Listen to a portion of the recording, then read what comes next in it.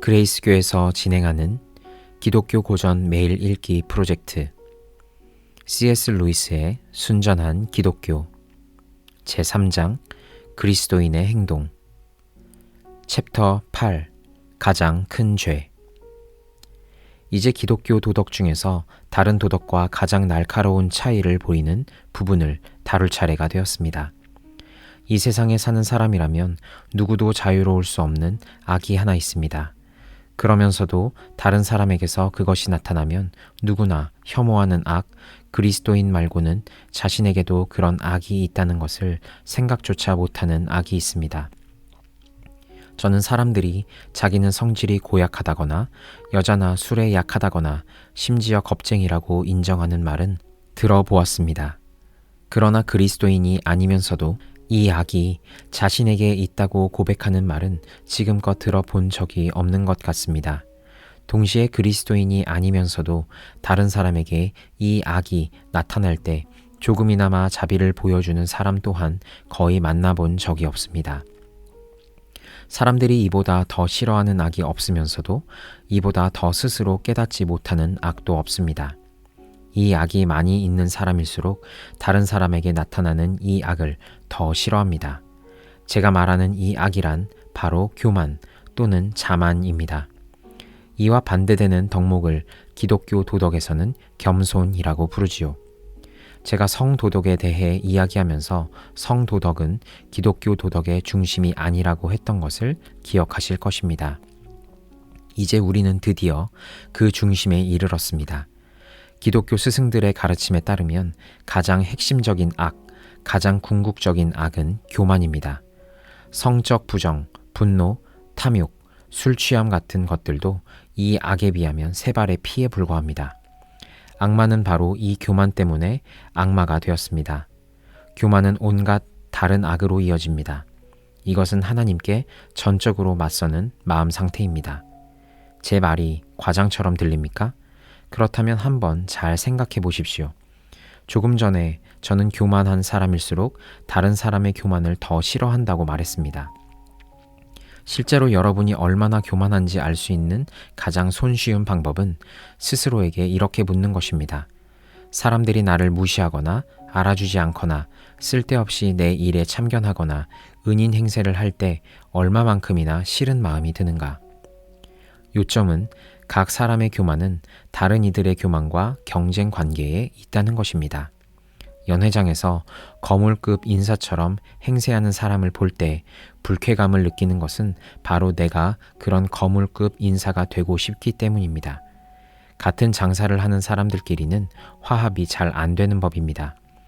여러분이 분명히 알아야 할 사실은 다른 악들은 이를테면 다만 우연히 경쟁적이 되는 반면 교만은 본질적으로 경쟁적이라는 것, 즉 본성상 원래 경쟁적이라는 것입니다. 교만은 단순히 무언가를 가지는 것에 만족하지 못하고 옆 사람보다 더 가져야만 만족합니다. 우리는 사람들이 돈 많고 똑똑하고 잘생긴 것을 뽐낸다고 말하지만 사실은 그렇지 않습니다.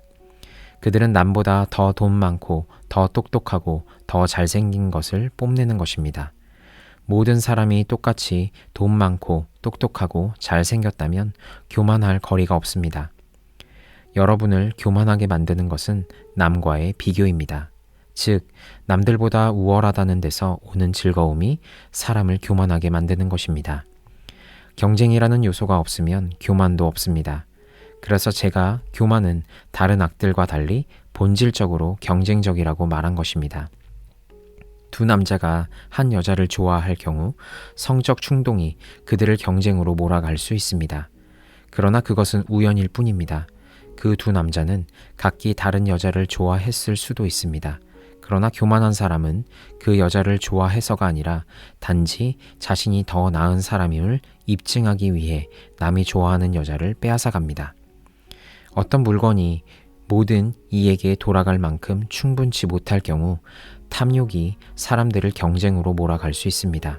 그러나 교만한 사람은 자신이 원하는 것 이상을 얻었을 때에도 단지 자기 능력을 과시하기 위해 더 많은 것을 얻고자 합니다. 사람들이 탐욕이나 이기심 탓으로 돌리는 세상의 악들은 사실 거의 모두가 교만의 결과입니다. 돈의 경우를 봅시다. 탐욕은 분명히 더 좋은 집, 더 좋은 휴가, 더 좋은 먹을거리와 마실거리를 위해 돈을 갖고 싶어하게 만듭니다. 그러나 어느 정도까지만 그렇게 만들 수 있을 뿐입니다. 1년에 1만 파운드를 버는 사람이 2만 파운드를 벌려고 안다라는 이유가 무엇일까요? 더 많은 즐거움을 누리겠다는 탐욕 때문이 아닙니다. 1만 파운드는 누구라도 온갖 사치를 누릴 수 있을 만큼 큰 돈이니까요. 진짜 이유는 교만, 즉 다른 부자보다 더 부자가 되고 싶다는 사람, 더 나아가면 권력욕, 여기에 있습니다. 권력이야말로 교만한 사람이 좋아하는 것입니다. 다른 사람들을 꼭두각시처럼 좌지우지하는 것만큼 우월감을 느낄 수 있는 일은 없습니다. 예쁜 여자가 가는 곳마다 남자들의 마음을 빼앗아 불행을 일으키는 이유가 무엇입니까? 분명히 성적 충동 때문은 아닙니다. 오히려 그런 여자들은 성적으로 냉랭하기가 쉽습니다. 진짜 이유는 역시 교만에 있습니다. 정치 지도자나 국가들이 왜 한없이 욕심을 냅니까? 교만 때문입니다. 교만은 본성상 경쟁적입니다. 그래서 한없이 욕심을 내는 것입니다. 교만한 사람은 자기보다 힘 있고 돈 많은 똑똑한 사람이 전 세계에 단 한 명만 있어도 경쟁자로 여기고 적으로 여깁니다. 그리스도인들의 말이 맞습니다. 세상이 시작된 이래 모든 나라와 가정을 불행하게 만든 주된 원인은 바로 교만입니다. 다른 악들은 그래도 사람들을 맺어주는 경우가 간혹 있습니다. 여러분은 술 취한 사람들이나 방종한 사람들끼리 사이좋게 지내거나 농담을 주고받거나 우정을 나누는 모습을 본 적이 있을 것입니다. 그러나 교만은 언제나 적대감을 일으킵니다. 사실은 교만 그 자체가 적대감입니다. 그것은 사람과 사람 사이의 적대감일 뿐 아니라 하나님에 대한 적대감이기도 합니다. 여러분은 어떤 면에서든 여러분과 비교할 수 없을 정도로 뛰어난 것이 하나님께 있다는 사실을 발견합니다. 이것을 모르는 사람, 따라서 자신은 하나님에 비할 때 아무것도 아니라는 사실을 모르는 사람은 하나님을 전혀 모르는 사람입니다. 교만한 사람은 하나님을 알 수 없습니다. 교만한 사람은 항상 눈을 내리깔고 사물과 사람을 봅니다.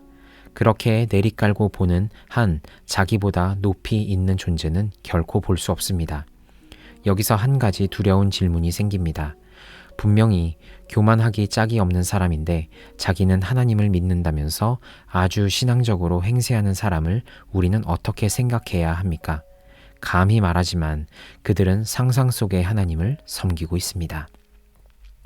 이론적으로는 자기들이 하나님 앞에서 아무것도 아닌 존재임을 인정하지만 실제로는 이 헛개비 하나님이 자신들을 다른 모든 사람들보다 훨씬 낮게 여기며 인정해 준다고 늘상 생각합니다.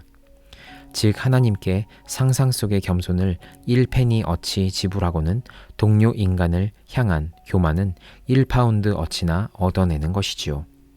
저는 그리스도께서 말씀하신 바 그를 전파하고 그의 이름으로 귀신까지 쫓아냈으면서도 마지막 날에 결국 나는 너희를 도무지 알지 못한다는 말을 듣게 될 자들이 바로 이런 사람들이 아닐까 생각합니다. 우리도 언제든지 이런 죽음의 덫에 걸려들 수 있습니다. 그러나 다행히 우리 자신을 시험해 볼 방법이 하나 있습니다. 자신이 신앙생활을 한다는 사실 때문에 스스로 선한 사람으로 느껴질 때는, 특히나 자기가 다른 사람보다 낮게 느껴질 때는 확실히 하나님이 아니라 악마를 따르고 있다고 보면 됩니다. 우리가 하나님 앞에 있다는 것을 알아볼 수 있는 진짜 시금석은 내가 나 자신에 대해 완전히 잊고 있느냐 또는 나 자신을 하찮고 더러운 존재로 여기느냐 하는 것입니다. 물론 이 중에서도 더 좋은 쪽은 자신에 대해 완전히 잊은 것이지요. 모든 악 중에서도 가장 나쁜 악이 우리 신앙생활의 중심부까지 침투할 수 있다는 것은 무서운 일입니다. 그러나 그 이유를 이해하기는 어렵지 않습니다. 덜 나쁜 다른 악들은 사탄이 우리의 동물적 본성을 이용하기 때문에 생기는 것들입니다. 그러나 교만은 동물적 본성을 통해 오는 것이 아닙니다. 그것은 지옥에서 곧장 나옵니다. 교만은 순전히 영적인 악입니다. 그렇기 때문에 다른 악들에 비해 훨씬 더 교묘하고 치명적입니다. 간혹 교만이 비교적 단순한 다른 악들을 저지하는 데 동원될 수 있는 것도 같은 이유 때문입니다. 실제로 선생님들은 바른 행실을 가르치기 위해 아이의 교만, 그들의 표현대로라면 자존감에 호소하는 경우가 많습니다. 또 비겁하게 행동하거나 정욕에 휩쓸리거나 성급하게 구는 것은 자기 체면을 깎는 일이라고 생각함으로써, 즉 교만을 통해 그런 유혹을 극복하는 사람들도 많습니다. 악마는 이런 모습을 보면서 비웃습니다. 그는 여러분 안에 교만이라는 독재 정권을 세울 수만 있다면 순결하고 절제하며 용감하게 사는 것쯤은 얼마든지 봐줄 수 있습니다. 암을 유발시킬 수만 있다면 동상이 치료되는 것쯤은 얼마든지 봐줄 수 있듯이 말이죠. 교만은 영적인 암입니다. 그것은 사랑이나 자족하는 마음, 심지어 상식까지 갉아먹습니다. 이야기를 마치기 전에 몇 가지 있을 법한 오해를 풀어야겠습니다. 첫 번째, 칭찬받고 즐거워하는 것은 교만이 아닙니다. 선생님이 공부 잘했다고 아이의 등을 두드려 줄 때, 사랑하는 남자가 여자에게 아름답다고 말할 때, 그리스도께서 구원받은 영혼에게 잘했다고 말씀하실 때 즐거워하는 것은 당연한 일입니다. 이것은 자기가 원래 칭찬받을 만한 사람이라고 생각해서 즐거워하는 것이 아니라 자기가 즐겁게 해주고 싶은 그런 마음을 갖는 것이 당연한 대상을 즐겁게 해주었다는 사실 때문에 즐거워하는 것이기 때문입니다. 문제는 그가 즐거워하니까 됐어 라는 생각이 이런 일을 하다니 나도 참 굉장해 라는 생각으로 바뀔 때 생깁니다. 자기 자신에게서 오는 기쁨은 커지고 칭찬에서 오는 기쁨은 줄어들수록 여러분의 상태는 악화됩니다. 그러다가 결국 칭찬은 전혀 개의치 않은 채 오로지 자기 자신만 바라보며 기뻐하는 지경에 이르면 그야말로 최악의 상태에 빠진 것입니다. 허영심이 교만 중에서도 가장 표면에 드러나는 것임에도 불구하고 실상은 가장 미미하며 용서받기 쉬운 죄인 이유가 여기에 있습니다. 허영심 많은 사람들은 칭찬과 박수갈채와 경탄을 지나치게 좋아한 나머지 늘 거기에 매달려 있습니다. 그것도 잘못이긴 하지만 그래도 천진하며 겸손하다고까지 봐줄 수 있는 좀 이상한 겸손이긴 하지만 그렇게 봐줄 수 있는 잘못입니다. 이것은 그가 아직 자화자찬에 완전히 만족하는 사람은 아니라는 사실을 보여줍니다. 그는 다른 사람들의 가치를 인정하기 때문에 그들이 자기를 봐주기를 바랍니다. 즉 그는 아직 인간적인 것입니다. 정말 흉악하고 악마적인 교만은 다른 사람들을 얕본 나머지 그들이 자신에 대해 무슨 말을 하든 전혀 신경 쓰지 않을 때 찾아옵니다.